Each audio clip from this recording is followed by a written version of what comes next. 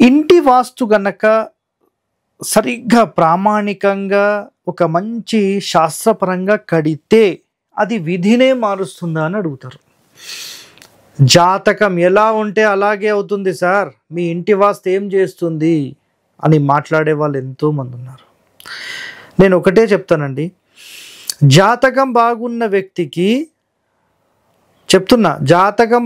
వ్యక్తికి ఒక సంపూర్ణమైన వాస్తు దోషం ఉన్న ఇంటి లోపల కూర్చోబెడితే అర్థమవుతుంది వాస్తు బలమేంటో. అర్థమైందా నా పాయింట్?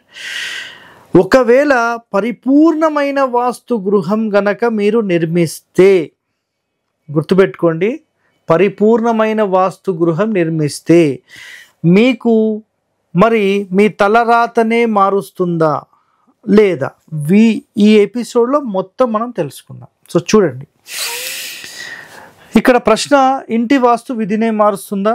100% మారుస్తుంది. గుర్తుపెట్టుకోండి, ఈ మాట రాసి పెట్టుకోండి. ప్లస్ ఎంతవరకు మారుస్తుంది, కండిషన్స్ చూడండి. విధిని మార్చడం ఎవ్వరి తరం కూడా కాదు అంటారు. ఇది నిజమే కదా, అందరూ మాట్లాడేది ఇదే, రైట్? మరి శాస్త్రీయ గృహమైన అశాస్త్రీయ గృహమైన అందులో నివసించే వారి పరిస్థితి, ఆర్థిక, శారీరక, మానసిక పరిస్థితులు మార్పులు గమనించవచ్చు మీరు.